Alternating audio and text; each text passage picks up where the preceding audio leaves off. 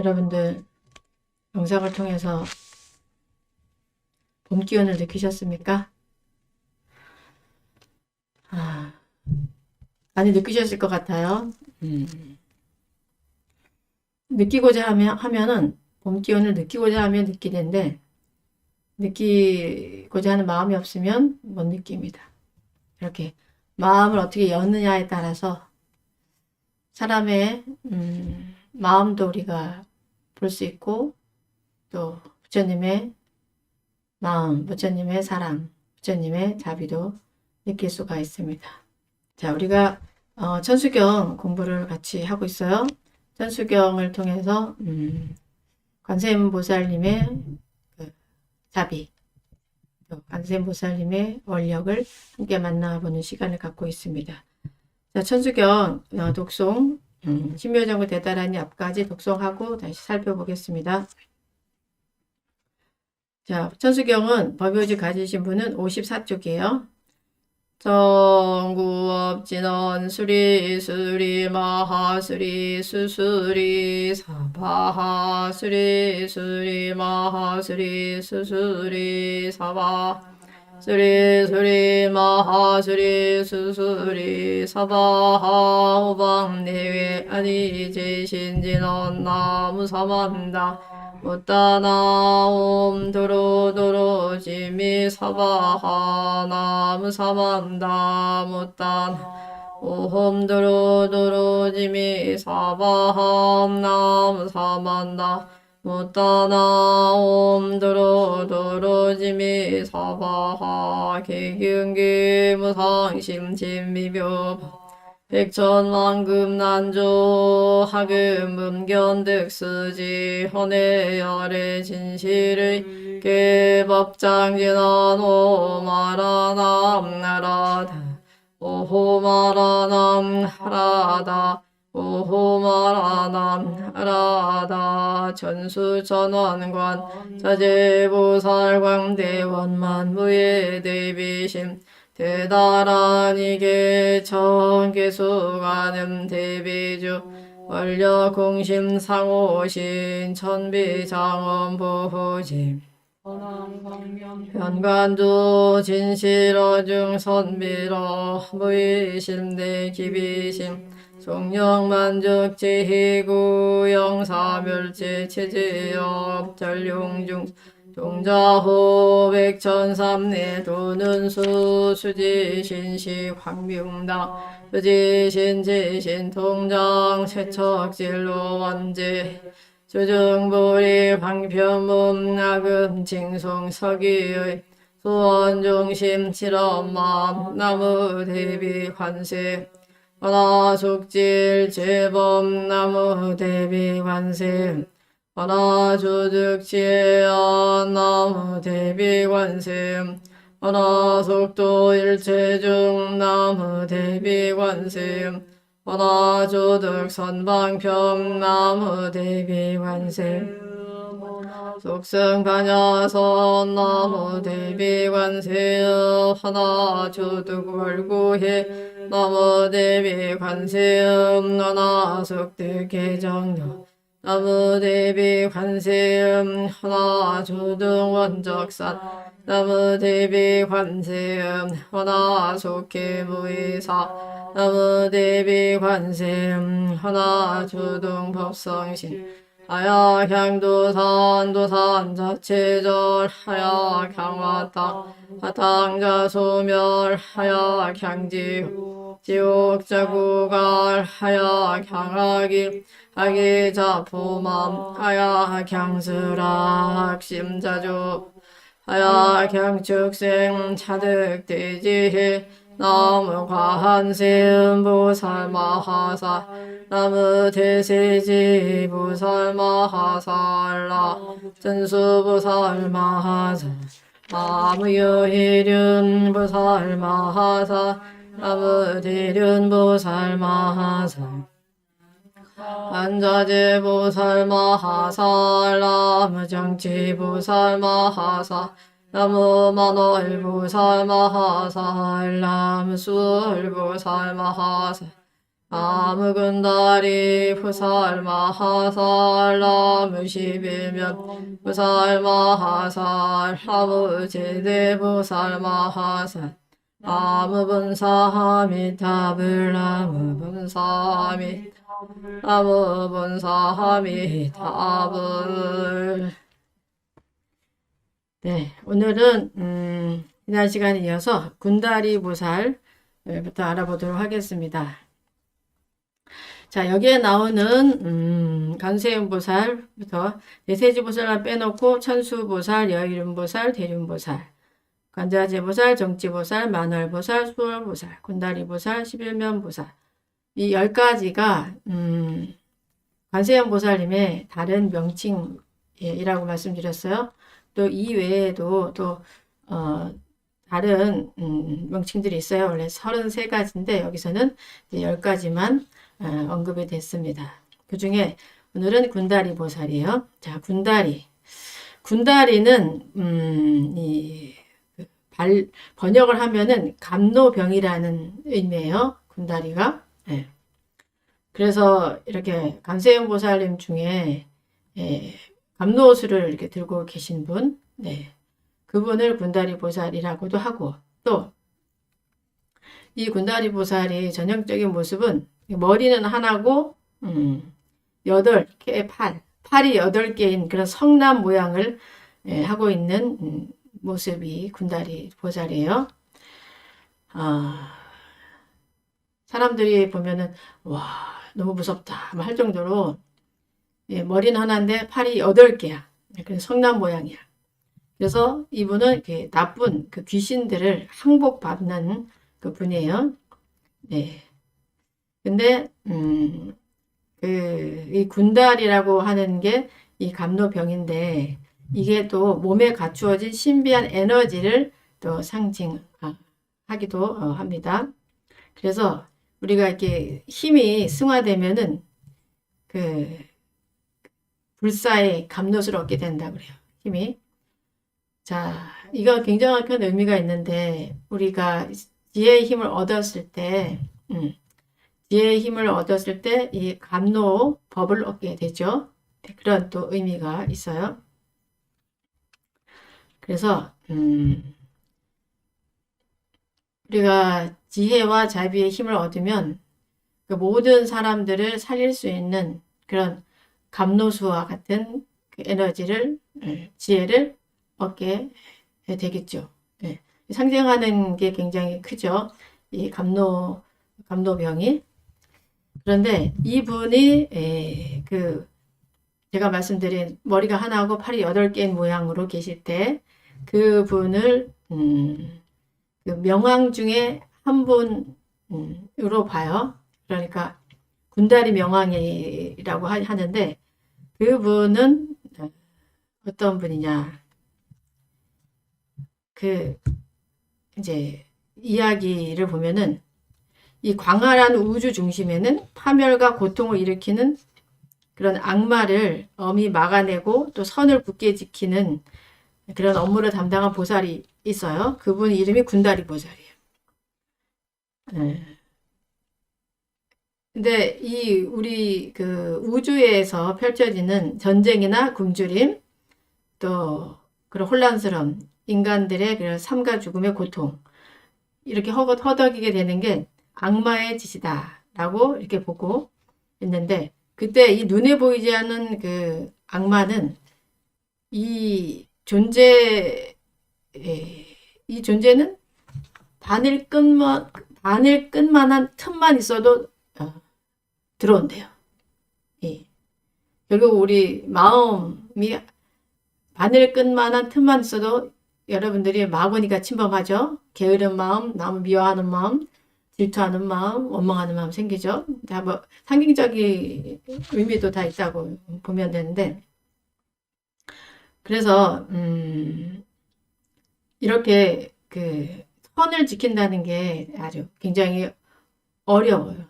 네. 그래서 한 찰나도 마음을 놓치면 안 되는데 어느 날 이 그 군다리 보살이 그 악마를 수없이 쫓아내도 또 어느 틈에 사실 밀고 들어오고 이렇게 했어요. 그래서 계속 물리치다가 깜빵 졸았대요. 근데 깜빡 그 좋은 순간에 예, 그 악마들이 들어닥쳐가지고 인간 세상을 아주 혼란과 파멸 상태로 몰아넣었대요. 그래서 정신 차려보니 이 인간들이 다 악마로 변해있더래. 그래서 이 분노한 보살이 악마를 처단하려 지상에 내려오기 전에 벌써 큰 칼을 빼고선 높이 쳐들고 악마 냄새가 나는 것들을 모두 내려치기 시작했어요. 그렇게 하다 보니까 이 군다리 보살은 불의를 보면 참지 못하고 또 일을 당하면 피하지 않는 그런 급한 성질을 가지고 있는 보살이라고 그렇게 합니다. 그래서 그 군다리 보살이 여러분들이 봤을 때 되게 무서운 형상을 가지고 있는 그 형상은 악으로부터 지키기 위한 거죠. 모든 것을. 그래서 여러분들이 그 군다리 보살을 딱 봤을 때 아이고 무서워. 이렇게 날 해치가 무섭다가 아니라 내 마음에 악한 마음이 들어오지 않게 해야 되겠다. 내 속에 악한 마음이 들어오지 않게 지켜주는 분이구나. 네. 이렇게 여러분들이 아셔야 되는 거죠. 그래서 내 마음이 자꾸 악한 쪽으로 갈 때, 누군가 나를 괴롭힌다고 느껴질 때, 그때 이 나무 군다리 보살을 하시면은, 그걸 막을 수 있어요. 군다리 보살이 나타나셔서 이제 그런 악을 다 물리쳐 주시는 거죠. 막 구분하지 않고 막 이렇게 칼을 휘둘러가지고 옆에 악한 기운들이 오지 못하게 그런 역할을 해주신다고 합니다. 그래서 이 모양이 이제 5대 존명왕 중에 한 분으로 이렇게 보는데 이 5대 존명왕은 바로 그 불보살님의 화신이에요. 그래서 대일열애가 불교에 기이하지 않는 중생들을 제도하기 위해 모습을 나타낸 일종의 화신이라고 보는데 그 명왕 중에 5분이 계신데 부동명왕, 항삼세명왕, 군다리명왕, 대위덕명왕, 금강야차명왕 이렇게 해서 이 5분이 중앙하고 동서남북 방위를 수호하고 계신다고 합니다. 그래서 이렇게 이제 관세음 보살의 또 다른 모습, 그 또 다른 모습으로 존재하고 계신다. 그래서 좀 힘이 좀 세다고 볼 수가 있어요. 그 다음에 이제 11면 보살. 11면 보살은 여러분들이 어디서 많이 만날 수 있느냐. 이 석굴암에 가면은 11면 그 관세음 보살님의 모습을 여기서 볼 수가 있는데 이분은 11면이잖아요. 그래서 11개의 얼굴을 가지고 계셔요.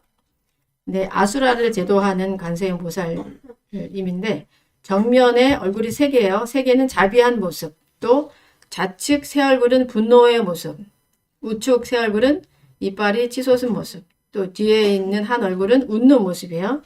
그 다음에 그 꼭대기에 누가 계셔요? 꼭대기에 11면 보살의 꼭대기, 11면 관세음 보살님의 꼭대기에는 아미타 부처님이 계셔요. 네. 네, 그래서 이 의미는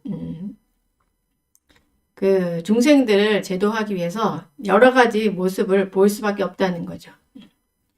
자비한 모습으로 제도할 수 있는 사람은 자비한 모습을 하고 또 막 나쁜 짓을 할 경우 그때는 정말 그 화나 모습, 분노의 모습을 보여서 그 악을 짓지 못하게 하는 그런 모습을 놔두신다는 거죠.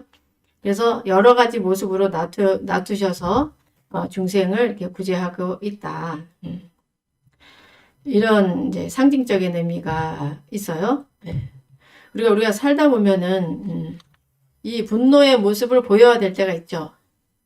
상대가 정말 악한 짓을 한다거나 할 때, 틀린 거를 정말 너무 틀린 행동을 한다고 할 때, 뭐 아이들이 하면 안 되는 행동을 할 때, 그때 우리가 분노의 모습을 보이기는 해야 돼요. 근데 이때 분노의 모습을 보일 때, 무의심으로 해야 돼. 무의심. 하는 바 없는 그런 마음. 근데 많은 사람들이 내가 저 사람이 틀렸다. 이런 상황이 맞지 않다라고 할 때 온몸으로 화 덩어리가 돼가지고 화로써 그 사람들을 제압하려고 하는 거죠. 이렇게 하면 안 돼. 이렇게 하면서 화로써 내가 맞아. 너는 틀렸어. 라는 이런 상을 가지고 제압을 하려고 해요. 그렇게 했을 때는 이것이 제압이 되는 듯 보일 수 있지만 결국은 원망으로 남는 경우가 대부분이에요. 그래서 우리가 분노를 보여야 될 때가 가끔 있지만 내면에는 정말 지극한 자비심으로 하는 바 없는 마음으로 해야지만 그 사람도 상대도 상처 입지 않고 나도 상처 입지 않는 그런 지혜로운 삶을 살 수가 있어요. 근데 내가 화를 낼 때 정말 화가 가득 차서 날 때랑 정말 자비심으로 낼 때랑은 상대가 다 알아요. 그것을. 네. 그래서 내가 화가 가득 차가지고 할 때는 마음의 상처로 상대가 오래 남아있고 원한을 갖는 경우가 많아요. 뭐 굳이 그렇게 원한을 만들 필요는 우리가 없죠. 그 사람을 가르치기 위한 거고 그 사람을 지키기 위해서 우리가 분노의 모습도 보여야 되지만 그렇게 원한을 갖는다면 이거는 업을 더 등장시키는 거며 그 사람을 더 힘들게 만드는 그런 모습인 거죠. 근데 이런 모습을 한다는 게 생각보다 쉽진 않죠. 정말 틀렸어. 정말 하면 안 되는 모습인데 내가 마음에 한바 없는 마음, 무의심으로 정말 지극한 자비로 이렇게 한다는 것은 굉장한 노력이 있어야지만 할 수가 있는 거죠. 그리고 또 이 11면 관세음 보살님의 그 모습을 이렇게도 봐요. 11면이잖아요. 11면. 그것을 수행하는 계위인 10지. 화엄경에 보면은 그 수행 단계가 52계위로 나누죠. 그때 맨 마지막 등강묘곡 앞에가 10지인데 그 10지의 표현이면서 마지막 아미타 부처님은 마지막 과일을 이룬 그런 모습을 또 상징을 하기도 합니다. 이렇게 또 뜻을 아니까 굉장히 재밌죠. 네. 아유, 관세음보살님 머리 위에 뭐가 저렇게 또 머리가 또 달렸나. 우리가 이렇게 생각을 한 경우들도 종종 보게 되는데 그런 의미가 있다는 거. 관세음보살님은 저렇게 가끔은 자비로운 모습으로 가끔은 분노의 모습으로 우리 그때 계시는구나. 이렇게 보면은 나를 위해서 야단치는 사람, 내가 잘못했을 때 나를 야단치는 사람도 관세음보살님인 거죠. 내가 잘했다고 칭찬해 주는 분도 관세음보살님이고, 내가 잘못했을 때 정말 분노한다는 거가 쉽지 않은데 화를 내면서 그거 틀렸다고 가르쳐 주는 분, 그분도 관세음보살이다 하면은 그런 마음으로 모든 존재들을 여러분들이 만날 때 그때 바로 이제 그 불보살님의 가피를 느낄 수 있는 거죠. 내가 불보살님의 가피로 느끼면은 모든 일어나는 일들이 다 가피예요. 가피 아닌 게 없어요. 나를 미워하는 모습을 보이는 것조차 내가 왜 저 사람이 나를 미워할까? 나를 왜 싫어할까? 잘 들여다보면은 거기에 또 원인이 있게 되는 거죠. 그거를 볼 수가 있으니까 그런 마음으로 우리가 수행을 해야 진정한 수행을 하게 됩니다. 자, 이렇게 해서 이제 10가지의 부처님의 관세음보살님의 다른 이름을 알아봤고 그 다음에는 이제 나무 제대보살 마살이라고 했는데 이 제대보살은 뭐예요? 모두 제자잖아요. 큰 보살들. 모든 큰 보살이라는 뜻이에요. 모든 큰 보살에게 귀합니다. 라는 이제 뜻인데, 여기에서 이제 등장한 관세음보살님 이름 외에도 또 수많은 관세음보살님의 화신들이 있기 때문에 그 모든 보살께 진심으로 기여합니다. 라는 그런 표현이 되는 거예요. 자, 보살이다. 보살을 할 때, 그 보살이라는 것은 그 보살이 있어서 보살행을 하기보다는 보살행을 하는 사람이 보살인 거죠. 여러분들이 다 보살이 될 수가 있는 거예요. 보살행을 하면은. 보살은 어때요? 하되 한 바 없죠. 중생을 사랑하되 끊임없이 사랑하되 원하는 것도 없어요. 바라는 것도 없어. 청정한 보시를 항상 해. 내가 누구를 도와줬다. 내가 도와줬다. 또 내가 무엇을 도와줬다. 라는 그런 상의 없이 늘 그 중생들을 살피고 안타깝게 여기는 그런 마음을 베푸는 사람이면은 다 보살이라고 할 수가 있죠. 그래서 여러분들도 순간순간 보살이 되죠.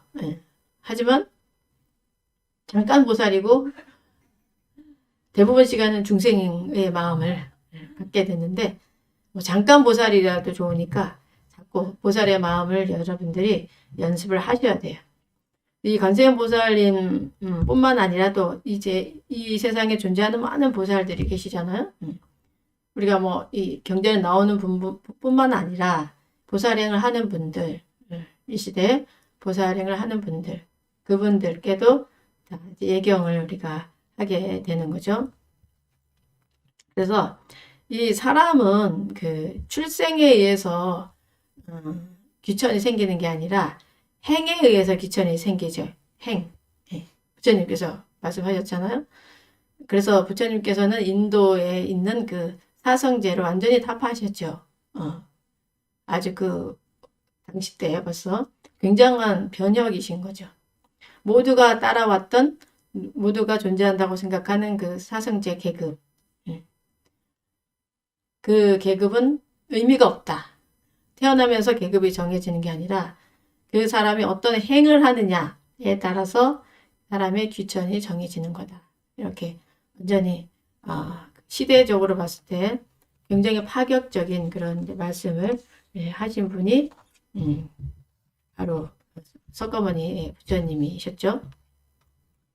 그래서 마지막으로 이제 제대보살, 관세음보살님의 또 다른 모습으로 계시는 모든 보살께 귀의합니다. 여러분들이 관세음보살 행을 하고 있으면 그 또한 기회를 받는 거예요. 자, 그 다음에 이제 나무 본사 아미타불이라고 하셨어요. 나무 본사 아미타불. 나의 근본 스승인 아미타부처님께 귀의합니다. 라고 이제 먼저 그 심요정을 대달하려 하기 전에 이렇게 이제 기의를 해요. 자, 그래서 오늘은 좀 아미타부처님에 대해서 좀 알아보려고 하는데요. 이 아미타부처님에 대해서 사람들이 좀 잘못 알고 있는 경우가 많은 것 같아요. 아미타불 하면은 꼭 뭐 죽으라는 거야? 뭐 이런 의미로 돌아가셔야지만 뭐 빨리 죽고 그냥세 가라 뭐 이런 의미로 받아들이는 경우가 잘못 받아들이는 경우가 종종 있는데 그런 의미가 아니에요. 아미타불은. 자, 그래서 아미타불이라는 그 말의 어원부터 보면은 그 무량강을 뜻하는 산스크리트어인 아미타바와 무량수, 헤아릴 수 없는 수명을 가진 것이라는 뜻이에요. 그런 산스크리트어인 아미타유스, 그 두 어원의 그 원어의 음사예요. 그 아미타불이. 그래서 아미타는 무량광, 무량수를 의미를 해요. 이제 무량강은 뭐냐? 완전한 지혜예요. 지혜, 반야를 상징하고 또 무량수는 자비를 상징합니다. 그래서 이 아미타불은 두 가지 덕성을 모두 갖춘 부처님이다 라는 그런 이제 뜻이에요. 그래서 이 무량 아미타불을 하면은 무량광, 지혜, 완전한 지혜를 내가 찾고자 완전한 지혜와 가까워지게 되는 거죠. 무량수, 완전한 자비. 그 무한한 그 자비와 내가 가까워지는 거고 바로 무량광, 무량수를 이룬 분은 부처님인 거죠. 그래서 우리가 아미타불 이렇게 하는데 여러분들이 아미타불을 염호하면은 그럼 무량광에 점점 가까워져. 내 속에 있는 나의 무량광, 내 불성 자리에 있는 나의 무량광과 점점 가까워지면서 이런 중생의 삶이 아닌 중생의 생각이 아닌 어떤 부처의 생각, 우리 그 근본 자리에서 나오는 그 불성에 가까운 생각과 또 행동, 말을 점점 하게 되는 이런 이제 인연이 되는 거죠. 그래서 이 무량수경과 아미타경에서 보면은 이 아미타불은 10겁 전에 성불을 했다고 그래요. 10겁 전에. 이 겁이라는 개념이 굉장히 깊은 긴 시간이죠. 겁이. 하늘에서 그 천녀가 하늘하늘한 옷을 입고 내려와서 그건 아주 바위가 있는데 그 바위를 옷으로 살짝 스쳐서 그 바위가 다 따라지는 시간. 굉장히 긴 시간이죠. 10겁 전에 성불을 했다고 그래요. 아미타불은. 그래서 그런데 이제 이 10겁 전에 성불을 했다는 것이 사실은 이제 방편으로 이렇게 중생을 제도하기 위한 그냥 방편으로 하는 거고 실제로는 이보다 훨씬 오래전에 완전한 깨달음을 성취한 부처라는 의미에서 구원불, 구원미타라고도 해요. 오래전에 벌써 성불한 분이다 이런 의미예요. 네. 근데 이 아미타 부처님이 되기 전에 어떤 이제 원을 세웠느냐는 것이 이제 중요한데 그 아주 오랜 옛적에 세자제왕이라고 하는 부처님께서 이 세상에 계셨어요. 세자제왕. 그러니까 세자제왕 불이겠죠. 부처님이 계셨을 때 그때 이제 그 한나라의 임금으로 계셨는데 발심 출가를 해서 법장이라는 비구가 됐어요. 네. 그 한나라 임금이 출가해서 스님이 됐는데 이름이 법장이었어요. 그래서 그 스님이 비구가 된 후에 210억의 국토 가운데 훌륭한 나라를 택해서 이상국을 내가 건설해야 되겠다라는 그런 발언을 했어요. 그리고 또 48가지의 원을 세우게 됐어요. 네. 그래서 자기와 남들이 성불하기를 소원을 해서 그 아주 장구한 세월 동안 수행을 해서 마침내 성불을 하게 돼요. 네. 48원을 세우시고 원을 세우고 한 번에 한 생에 이르는 게 아니라 아주 장구한 세월 동안에 거쳐서 수행을 해서 부처를 이루게 되는 거죠. 자, 여기에서 여러분들은 어떤 원을 세우고 있는가를 잘 봐야 돼, 본인을. 각각의. 나도 이런 법장 비구와 같은 원을 나도 세우고 있지 않은가? 나는 나의 원을 잃어버리고 있지 않은가? 잘 살펴봐야 되겠죠. 그냥 사는 게 바빠서 내가 이 세상에 왜 왔는지도 모르고 그냥 막 사는 사람들이 있잖아요. 우리가. 그런데 내가 이 세상에 왜 왔는가? 나는 과거 생에 어떤 원을 세웠는가? 라고 내 스스로를 돌아보는 시간을 가질 필요가 있죠. 그래서 이제 대부분 이제 출가를 할 경우는 스님들이 부처님의 경전을 보고 그 경전의 말씀을 딱 봤을 때 와, 나도 이렇게 살고 싶다. 나도 이렇게 사는 게 내 삶의 정말 큰 의미다. 나도 이렇게 살아야지. 이런 마음이 나잖아요. 그래서 출가를 하시게 됐는데 그게 바로 이제 원인 거죠. 이제 경전을 통해서 나의 원을 다시 한번 새기게 되는 거죠. 뭔가 삶의 의미가 생기고 이렇게 살면은 정말 의미가 있겠다. 나도 이렇게 살고 싶다라는 그런 이제 발언이 나오기 때문에 출가를 안 할 수가 없죠. 출가하는 스님들은. 근데 이제 이런 발언이 안 나오면은 이제 출가를 이제 안 하죠. 안 하고 마을에서 살면서 그래도 나는 이제 스님들 잘 시봉하면서 산다. 불교가 좋으니까 뭐 이렇게 하겠죠. 근데 이 원을 내 속에 나의 원을 만나면 착한 나의 원을 만나면 출가를 안 할 수가 없어요. 그게 느껴지면. 네. 그래서 많은 스님들이 이제 출가를 하게 돼요. 그 출가를 해서 그 이 생에 계속 수행을 열심히 하는 거죠. 근데 그 수행의 길에서 좋은 스승을 만나고 선지식을 만나면은 그 수행이 아주 빨라서 더 많은 지혜를 얻어서 뭐 이 생에 성불할 수도 있는데 뭐 그렇게 좋은 스승을 못 만나고 좋은 수행 환경을 못 만나서 마음의 길을 몰라만 헤맨다면은 계속 몇 생을 이렇게 거듭을 하겠죠. 근데 어떤 경우는 생을 거듭하다가도 자기 원을 잃어버리는 경우도 많아요.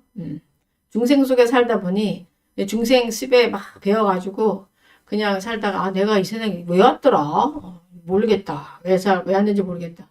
이렇게 잊어버리는 경우도 있죠. 그 이제 유명한 이야기가 그 문수 보현 그 보살의 그 일화인데 어느 생에 보현 보살이 중생을 구제하기 위해서 이 세상에 오셨는데 그때는 돼지로 오셨대. 돼지. 내가 돼지를 구제해야 되겠다.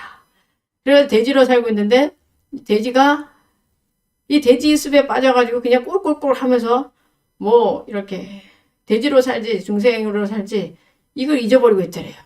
그래서 문수보살님이 그걸 뭐 안타까워서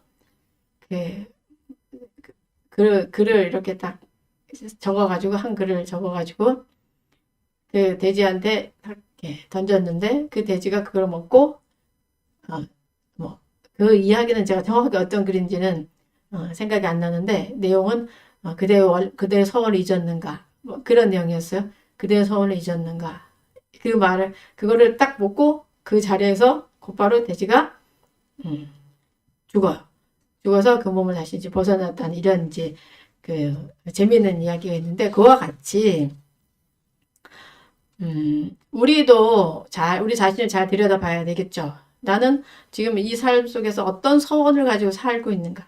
나는 전생에 어떤 서원을 세웠는가? 그것은 여러분들의 삶을 잘 들여다보면은 알 수가 있어요. 내가 어떤 것을 할 때 의미를 갖고 어떤 것을 했을 때 행복한가? 예. 이렇게 잘 들여다보면은 자기 서원을 발견할 수가 있죠.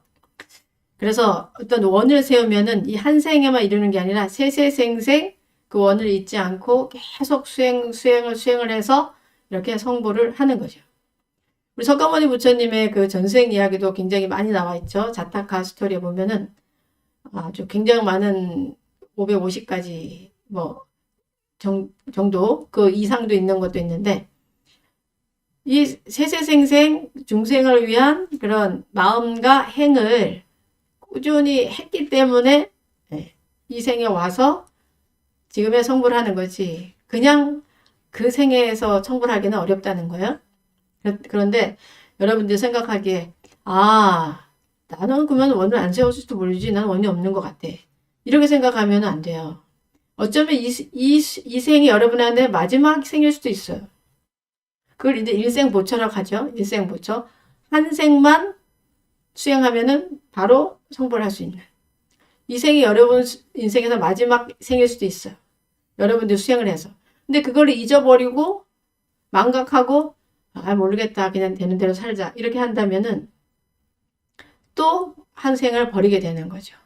그래서 여러분들이 자꾸 이렇게 부처님 경전을 가까이 하고 또 많은 중생을 위한 그런 삶을 자꾸 이렇게 사셔야 돼요. 그 어느 순간에 정말 큰 지혜의 힘을 가질 수가 있게 된다는 거죠. 그래서 이렇게 아미타 부처님도 이런 48원을 세우시고 아주 오랜 세월 동안 성불하셨어요. 그래서 극락세계의 주인이 되셨어요. 자, 그렇다면 아미타 부처님께서 어떤 서원을 세웠을까 여러분들이 알아야 되겠죠. 그냥 아미타 부처님이 뭐 아미타 부처님을 부르면 극락세계 간대. 이 정도가 해서 믿음이 안 생겨. 어떤 서원을 세웠느냐. 그래서 이 아미타 부처님의 서원을 통해서 우리도 나는 어떤 서원을 세울 것인가. 내 가슴을 울리는 서원은 무엇인가. 나를 이런 고통에서 벗어나서 용기 나게 용기 나게 살게 하는 이 서원은 무엇인가를 보셔야 돼요. 네. 그래서 제가 이제 48원을 여러분들께 다 소개를 해드릴 건데, 이런 서원을 세우셨기 때문에, 그리고 이런 서원에 의해서 부처를 이루셨구나. 그리고 그렇기 때문에 이 아미타 국토, 극락세계죠. 극락세계에 가면은 이런 일이 생기겠구나라고 여러분들이 이제 환희심을 내야지 되겠죠. 자, 그래서 48원 첫 번째는 뭐냐면, 내 국토에는 지옥악이 축생 등 사막도의 불행이 없을 것이다. 네.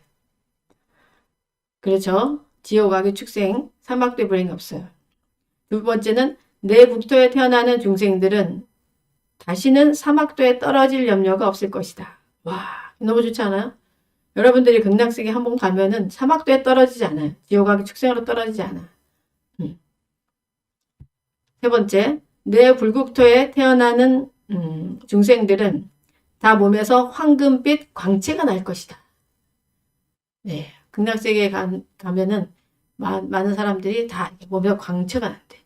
예, 사람으로도 광채가 나는 사람 있죠? 지금 이 생에서도 그 사람을 딱 보면 막 광채가 나는 것 같고 마음이 평안해지고 그렇죠. 그 다음 네 번째, 내 불국토에 태어나는 중생들은 한결같이 훌륭한 몸을 가져 잘나고 못난 이가 따로 없을 것이다. 몸 자체가 아주 훌륭한 몸이 된다는 말씀이에요. 다섯 번째, 내 불국토에 태어나는 중생들은 모두 숙명통을 얻어 백천억 나유타겁 이전의 과거사를 다 알게 될 것이다. 정말 극락세계 가고 싶죠?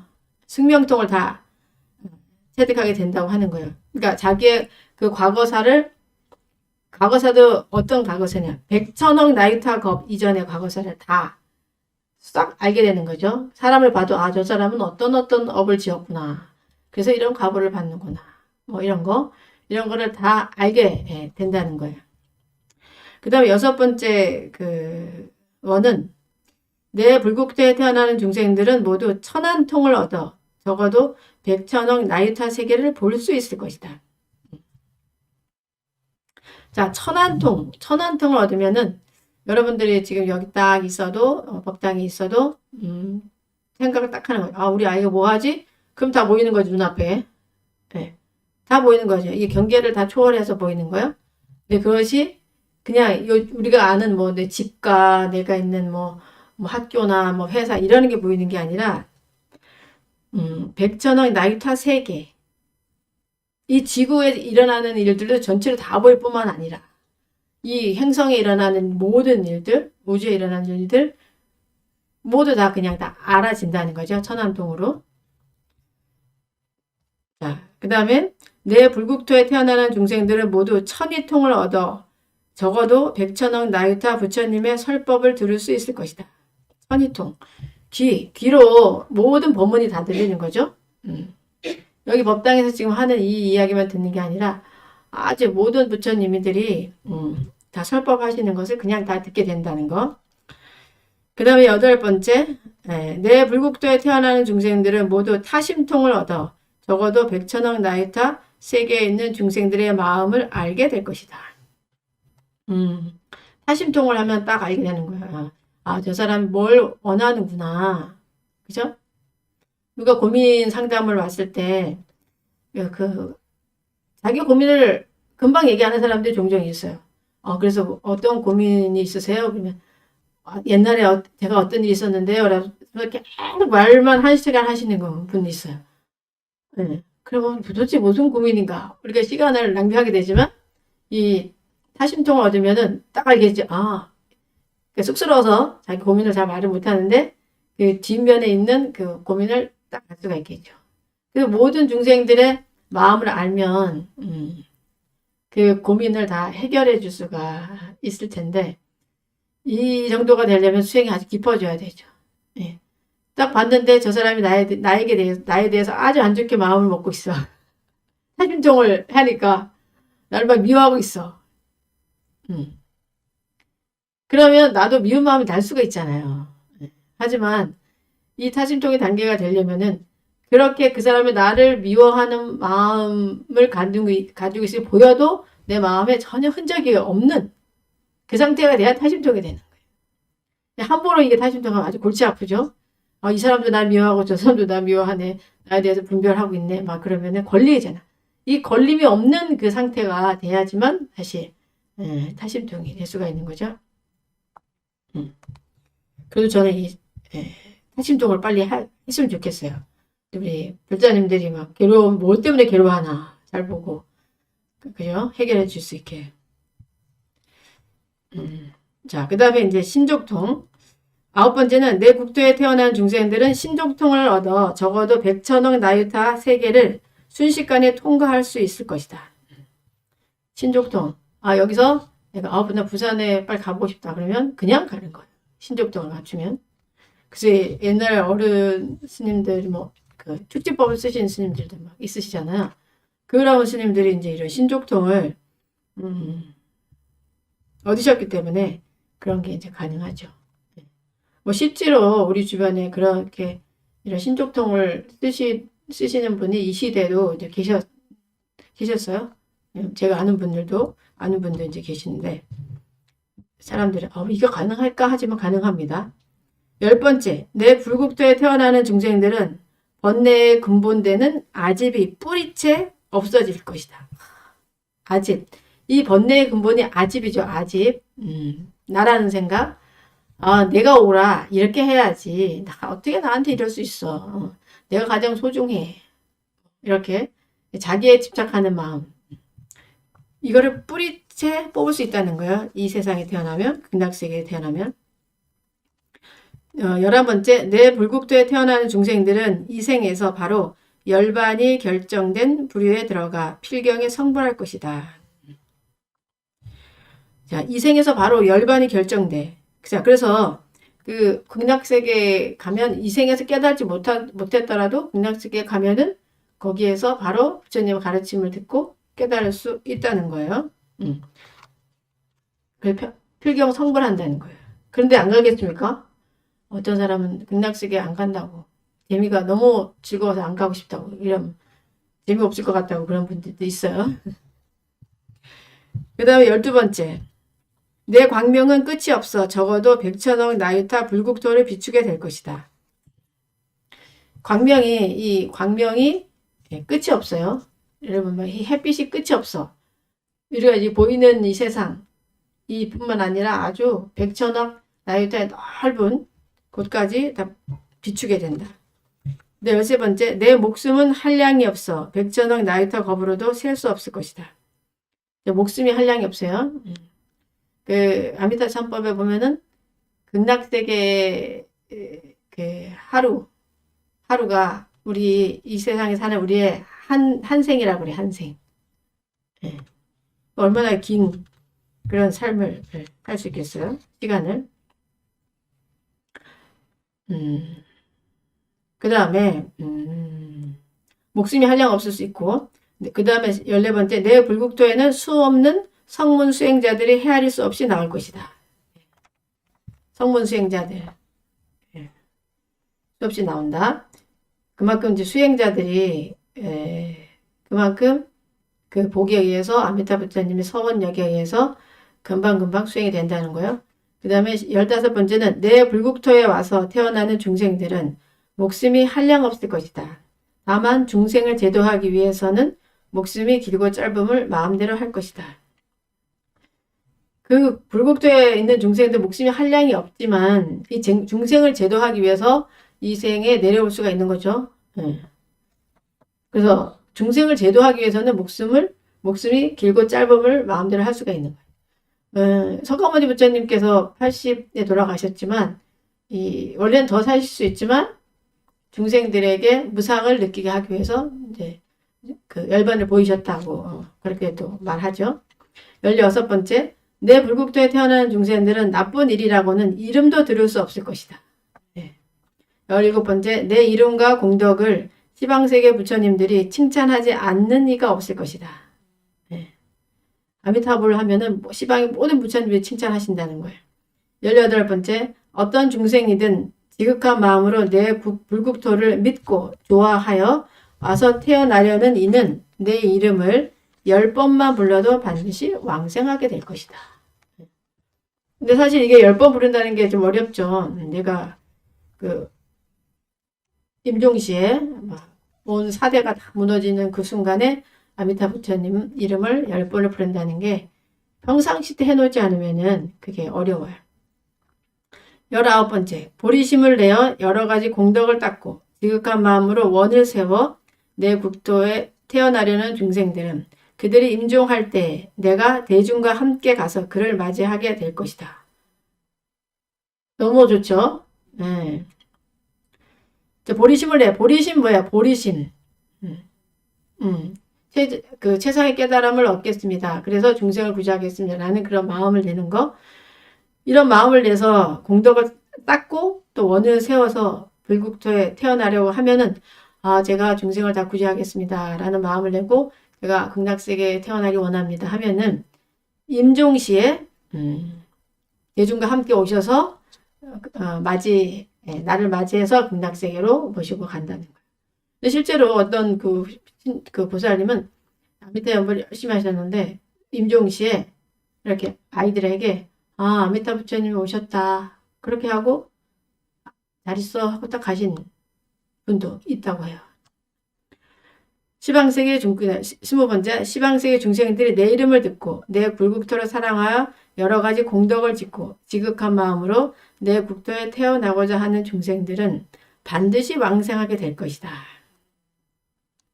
그 극락세계를 사랑해야 돼요. 여러분들이 듣고 나도 극락세계 가고 싶다. 극락세계 가서 부처님 법문을 듣고 정말 깨달음도 얻고 또 중생을 위한 일을 해야지 이런 마음을 자꾸 먹고 하면은 반드시 그곳에 난다. 21번째, 내 국토에 태어난 중생들은 반드시 30 이상의 빛나는 몸매를 갖추게 될 것이다. 네. 그 국토에 태어나면은 아주 몸매가 아름답게 태어난다는 거예요. 네, 22번째, 다른 세계의 보살로서 내 불국토에 태어나는 이는 마침내 일생보처라는 보살의 가장 높은 지위에 이르게 될 것이다. 그의 본래 소원이 여러 부처님 세계로 다니면서 보살행을 닦고 시방 열애께 공양하여 한량없는 중생을 교화하여 위없는 도에 이르게 하려는 이는 더 말할 필요도 없으며 그것은 보살의 보통 일을 넘어 부연보살의 덕을 닦고 있기 때문이다. 일생보처의 높은 지위에 오른다는 거예요. 그러니까 다른 세계의 보살은 그만큼 수행을 많이 한 분들이죠. 그분들이 내 국토에 태어난다면은 일생보처 한 생만 닦으면 바로 성불하는 그런 지위에 이르게 된다. 23번째, 내 불국토에 태어나는 중생들은 부처님의 신통력으로 밥 한 그릇 먹는 동안에 수없는 불국토를 다니면서 여러 부처님께 공양하게 될 것이다.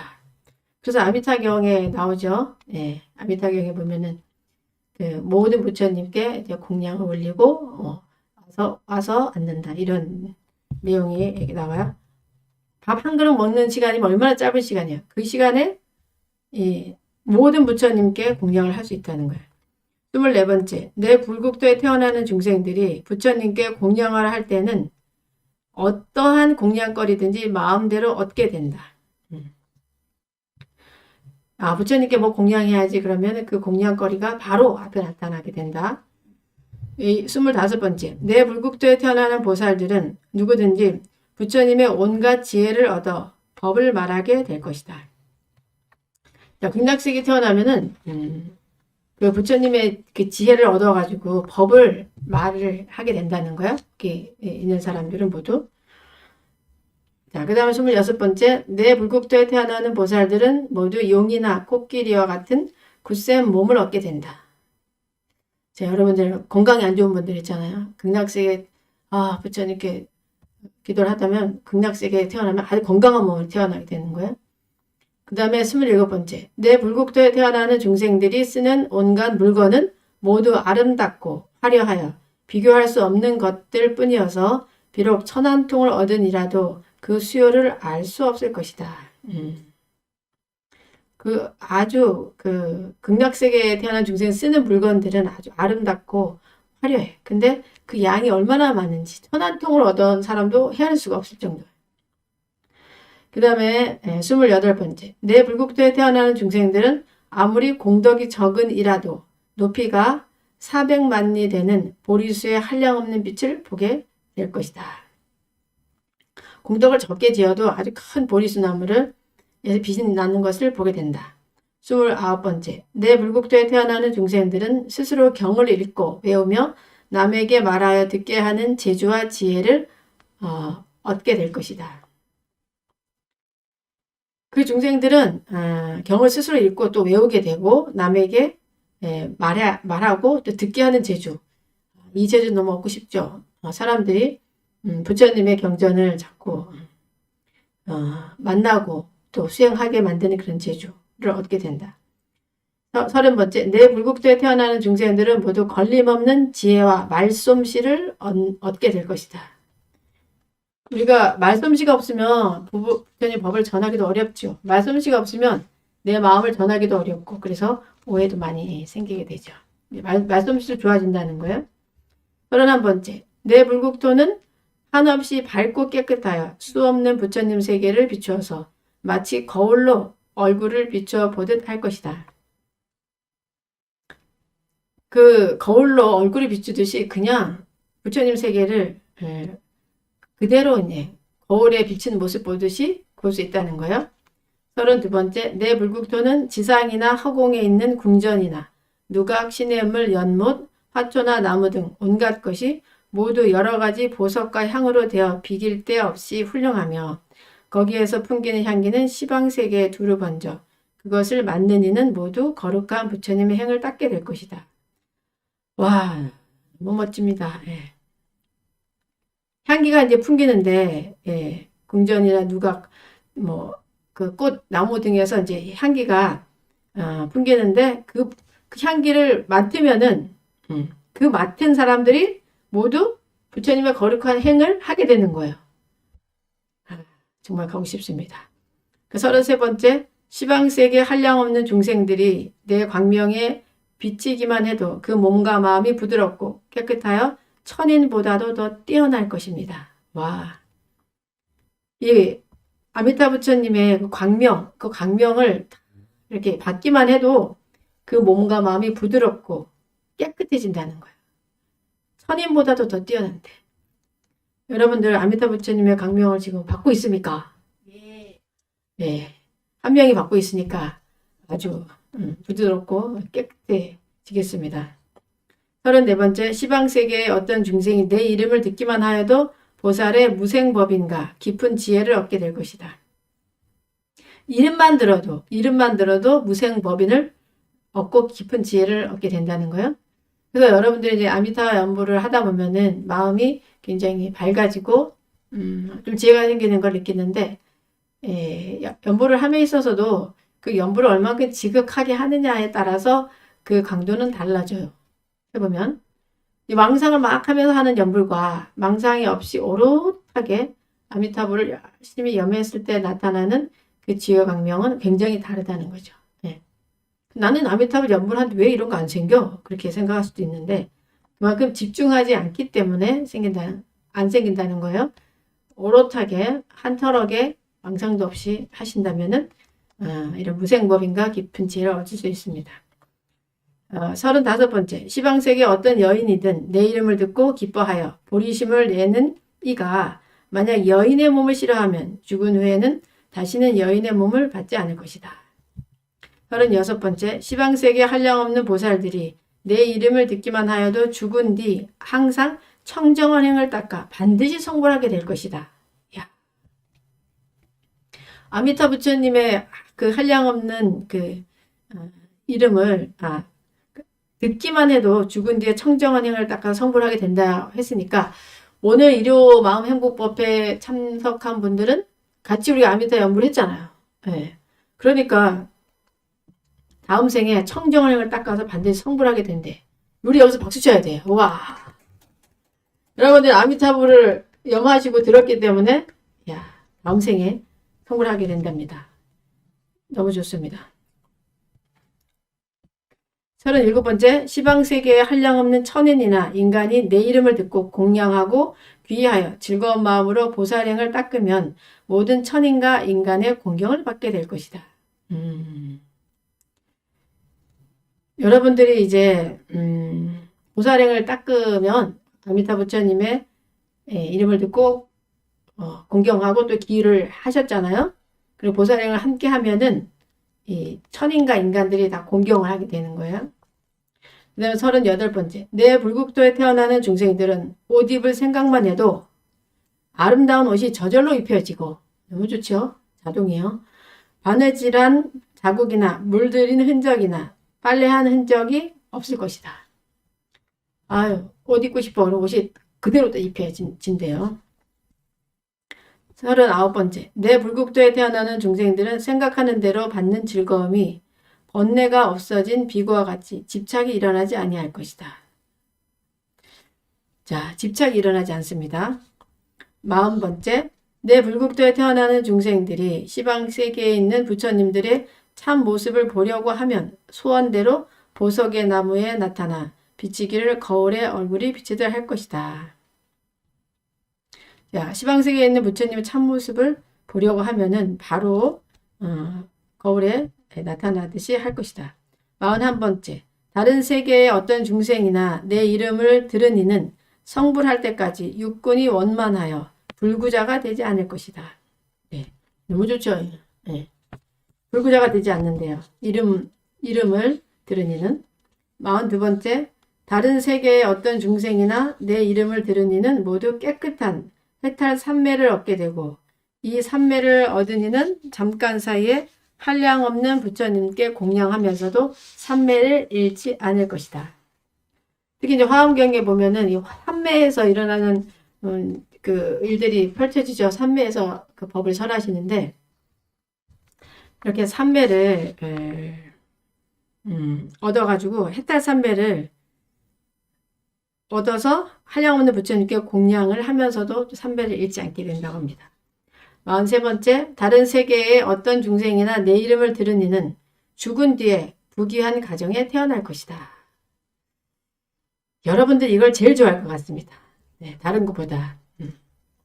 아미타 부처님의 명호를 들은 이는 죽은 뒤에 부귀한 집에 태어난대요. 44번째, 다른 세계의 보살로서 내 이름을 들은 이는 즐거운 마음으로 보살행을 닦아 선근 공덕을 갖추게 될 것이다. 부처님 이름을 들은 사람은 즐거운 마음이 되고 사실 보살행을 닦게 되죠. 45번째. 다른 세계의 보살로서 내 이름을 들은 이는 한량없는 부처님을 한꺼번에 배울 수 있는 평등한 삼매를 얻어 성불할 때까지 항상 수없는 부처님을 만나게 될 것이다. 그 다른 세계에서 온 그 보살이 그 아미타 부처님 이름을 들으면은 한꺼번에 한량없는 부처님 한꺼번에 배울 수 있고 또 평등한 삼매를 얻고 늘 부처님을 만나게 된다는 거죠. 이 부처님이 항상 이 상주에 계신데 여러분들은 부처님을 늘 만나고 있나요? 부처님 만나러 항상 절에 자주 오셔야 됩니다. 46번째. 내 불국토에 태어나는 중생들은 소원대로 듣고 싶은 법문을 저절로 듣게 될 것이다. 어떤 법문을 듣고 싶다 하면은 바로 저절로 듣게 된다는 거예요. 47번째. 다른 세계의 보살로서 내 이름을 들은 이는 곧 물러나지 않는 자리에 들어갈 것이다. 불태전지에 들어간다는 거죠. 이 불태전지가 굉장히 중요해요. 우리가 깨달음을 얻음에 지혜를 성취함에 뭐 힘들고 어려운 일이 있으면 장애가 있거나 하면 다 내려놓고 또 안 해. 나 뭐 이런 마음을 먹는데 나는 끝까지 간다. 내가 목숨이 다하도록 이 길을 간다. 라는 그런 마음이 중요하죠. 48번째. 다른 세계의 보살로서 내 이름을 들은 일은 첫째로 설법을 듣고 깨달을 것. 둘째로 진리에 수순하여 깨달을 것. 셋째로 나지도 않고 죽지도 않는 도리를 깨달아 부처님의 가르침에서 물러나지 않을 것. 네, 이렇게 44번째. 첫째가 그 설법을 듣고 깨달게 된대요. 둘째, 진리에 수순하게 된대. 또 셋째로 나지도 않고 죽지도 않는 도리를 깨달아서 부처님 가르치면서 물러나지 않을 것이다. 이렇게 이제 그 법장 비구로서 서원을 이렇게 세우신 거 48가지 서원. 참 큰 서원이죠. 큰 서원. 근데 여러분들 어떤 서원 가지고 계셔요? 서원을 크게 세워야 크게 세운 만큼 능력이 생길 수가 있어요. 서원을 너무 작게 세우면은 그 정도밖에 안 돼요. 우리 또한 이 아미타 부처님처럼 이런 큰 그 힘을 무량한 능력을 가지고 있기 때문에 서원을 세우면 세운 만큼의 능력이 나올 수가 있다는 거죠. 무량광 그 자체는 우리 불성자리 그 자체인 거죠. 무량광. 무량한 그 광명은 이 시공을 초월합니다. 과거든 아니면 현재든 미래든 그 부처님의 광명, 우리 자성불의 광명은 시공을 초월해서 끊임없이 펼쳐지죠. 아마 우리가 그걸 몰라서 그런 거죠. 자, 이렇게 해가지고 아미타 부처님의 48 서원을 이제 봤어요. 그래서 이제 이 아미타불은 우리 감세음 보살님의 본사인 거예요. 근본이 되는 스승인 거예요. 이런 큰 서원을 세우셨기 때문에 이제 스승으로서 모시고 있죠. 그래서 이 관세음 보살님의 그 모습에 보면 항상 화관에 아미타 부처님을 모시고 있어요. 그래서 이 보살을 구분할 때 화관에 무엇이 있느냐에 따라서 그 보살의 이름이 이제 달라지게 되는 거죠. 자, 그렇다면 여러분들의 그 본사, 근본이 되는 그 스승은 누구세요? 여러분들의, 그죠? 우리는 석가모니불. 이 시대에는 석가모니 부처님이 오셔서 그 시야 본사 석가모니불 늘 하잖아요. 끝에 나무 석가모니불, 나무 석가모니불, 나무 시야 본사 석가모니불 이렇게 한단 말이에요. 그러니까 이 시대의 부처님은 석가모니 부처님 거예요. 그 한 시대별로, 그 한 세상별로 부처님은 한 분이라 그래요. 그러니까 지금 우리가 이게 살고 있는 이 지구의 그 부처님은 본사, 근본이 되는 부처님은 석가모니 부처님이죠. 이 부처님께서 성도를 이루셨기 때문에 성도를 이루시고 많은 설법을 통해서 이 아미타 부처님의 존재, 또 관세음 보살님의 존재를 다 드러내게 된 거죠. 깨달음을 얻으셨기 때문에. 깨달음이 세상에서 펼쳐진 그 모습들을 우리에게 설명을 좀 해주신 거잖아요. 근데 만약에 석가모니 부처님이 깨달음을 얻지 않으셨다면 그 세상을 우리는 모르게 되는 거죠. 그래서 이 세상의 모든 불보살님들은 석가모니 부처님을 통해서 다 이렇게 다투시게 된다는 거예요. 그래서 우리가 항상 시야 본사 석가모니불 하는 거죠. 뭐 결국 시야 본사 석가모니불은 이 시대의 화신불이죠. 화신불. 그래서 이 화신불을 통해서 우리가 법신을 알게 되고 보신을 알게 되는 거예요. 화신불이 없었다면은 부처님의 존재도 우리 몰랐겠죠. 이 깨달음의 세계에서 펼쳐지는, 삼매에서 펼쳐지는 그 세상의 이야기를 몰랐을 거고, 얼마나 많은 그 불보살님들이 우리를 보호하고 있음을, 또 그 시각을 우리는 몰랐을 거예요. 저는 이런 생각이 들더라고요. 이 시대 석가모니 부처님께서 이제 화신불로 이 세상에 오셨지만, 우리도 각자가 다 화신불이 될 수 있다는 거예요. 여러분들도 다 화신불이라는 거죠. 알아집니까? 나도 화신불이다. 아직 무명에 가려서 잘 모르고 있지만 잘 들여다보면은 여러분들 또한 이 시대의 화신불이라는 거. 나도 이 몸을 놔두어서 많은 번뇌를 없애고 또 깨달음을 얻어서 이 세상 사람들에게 그 과정을 보여주고 수행의 과정을 보여주고 또 이 세상 사람들도 함께 다 이 길로 가자고 하는 그런 모습을 보이기 위해서 태어난 사람일 수 있다는 거죠. 그래서 내가 부처임을 어느 날인가는 여러분들이 이런 시각으로 본다면은 알아지겠죠. 하지만 아직 여러분들이 신구의 삼업은 청정하지 않아서 순간순간 이런 번뇌들이 올라오고 그래서 중생의 모습을 하고 있지만 중생과 부처는 손바닥 뒤집기라 하잖아요. 항상 손등만 이렇게 보고 난 중생이야 중생이야 하는데 몸을 싹 돌리면 여기 손바닥이 있듯이 부처임을 알 수가 있는 거죠. 그래서 이 번뇌라는 것이 사람들은 그 번뇌를 싫어하지만 이 번뇌를 통해서 부처를 만날 수 있다는 거예요. 내가 화가 날 때 이 화에 몰입되지 않고 그 화가 나는 그 자체의 공성을 잘 들여다볼 때 그 자리를 통해서 부처를 만날 수가 있는 거죠. 그런데 이 번뇌와 직면하지 않고 번뇌를 싫어하기만 하고 회피만 한다면은 만날 수가 없어요, 부처를. 사람들은 스님들이 출가를 해서 산에서 수행을 하면 아주 마음이 고요할 것 같죠? 정반대죠. 세상 사람들 살다가 어려운 일이 있고 힘든 거 있을 때 항상 스님들에게 이렇게 말해요. 아이고, 스님, 저도 출가를 할 걸 그랬어요. 저도 스님이 될 걸 그랬어요. 상랑을 즐길 때는 그런 게 생각 전혀 없어요. 잘 먹고, 해피하고, 놀러 다니고, 이럴 때는 그런 생각 하나도 없다가. 어려운 고통 있을 때, 스님, 저도 출가할 걸 그랬어요. 저도 스님이나 될 걸 그랬어요.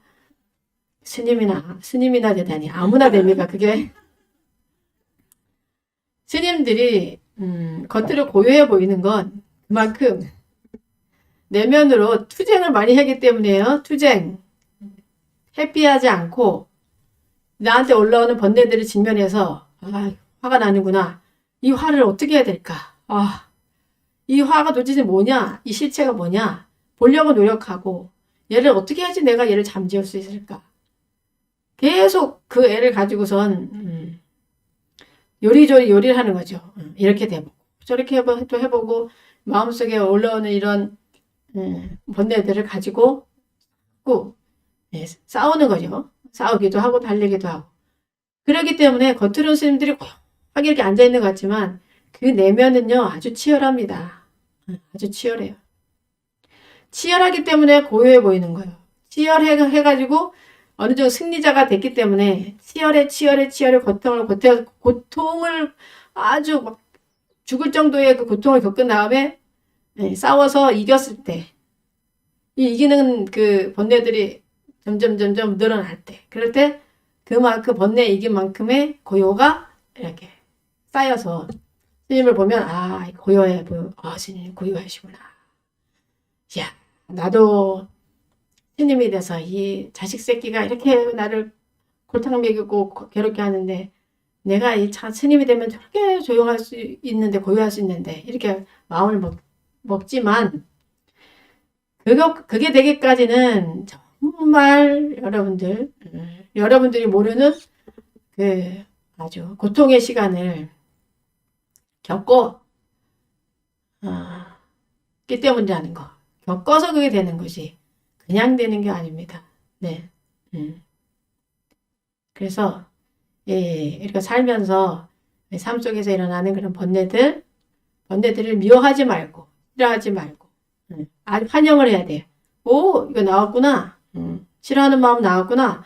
요 놈이 도대체 뭘까? 이 놈을 어떻게 해야지 내가 정복할 수 있을까? 부처님은 아주 정말 승리자가 되셨는데 번뇌의 승리자가 되셨는데 그래서 완전한 평화를 얻으셨는데 내 평화를 깨는 요놈과도 한번 잘 싸워보자. 이렇게 순간순간 올라오는 번뇌와 직면을 하셔야 돼요. 그리고 그 번뇌의 원인을 잘 들여다보시고 그 실체가 무엇인가를 잘 자꾸 공부를 해 나갈 때 그때 바로 부처가 화연을 하시는 거예요. 나타내시는 거지. 그 번뇌랑 싸우지 않고 자꾸 피하기만 하면 어디까지 숨을 거예요? 어디까지? 숨을 곳이 없어요. 이 시방세계에 내가 번뇌를 피해서 숨을 수 있는 곳은 아무것도 없어요. 땅속에 아무리 들어가도 번뇌는 있습니다. 네.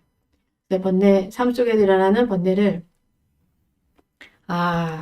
나를 부처로 이끌 수 있는 부처로 이끄는 일로왕 보살이구나 이렇게 생각을 하셔야 돼요. 이 번뇌가 나를 열반으로 이끌어주는구나. 번뇌가 나를 지혜로 이끌어 가겠구나. 이런 마음을 잘 가지셔서 여러분들 삶이 정말 매일매일 지혜롭고 또 번뇌로부터 승리한 그런 승리자들이 되시기 바랍니다. 오늘 이 48원을 여러분들이 들으시면서 어떠셨어요? 좀 너무 길어서 힘드셨을 것 같은데 제가 길지만 내가 오늘은 꼭 48원을 말씀을 드려야 되겠다라는 각오를 했습니다. 그래서 여기 쳐다보지 않았어요. 댓글을. 스님 그만하세요. 그럴까봐. 우리가 이 서원을 알고 각 부처님들의 서원을 알고 그 다음에 부처님을 믿고 따라야 돼요. 네, 왜냐면 깨달음을 얻으신 분들이기 때문에 이 서원만큼 다 우리를 돌봐줄 수가 있는 거거든요. 네. 그래서 아미타 부처님이 이렇게 서원하셔서 이걸 다 얻으신 분이구나. 내가 이름을 부르면 나를 도와주시겠구나. 이런 확신이 들죠? 네. 그거는 꼭 바깥에 있는 아미타 부처님이 도와주는 게 아니라 내 속에 바로 아미타 부처님이 다 계신 거예요. 우리 불성자리에 다 계시기 때문에 부처님의 명호를 한 번 부를 때마다 그 힘이 나옵니다. 그래서 우리는 지금 아미타불 1080도 매일 하고 있죠. 그래서 사천일기도로 들어갔는데 이번 기회에 여러분들이 아미타불 연부를 열심히 하셔가지고 이런 가피를 받고 내 속에 있는 나의 부처를 완전히 세상에 드러내서 아주 활발하게 아주 자유롭게 사랑하고 자유롭게 보현행을 하는 그런 우리들이 됐으면은 참 좋겠습니다. 네, 모두 행복한 하루 되시기 바랍니다. 성불하십시오.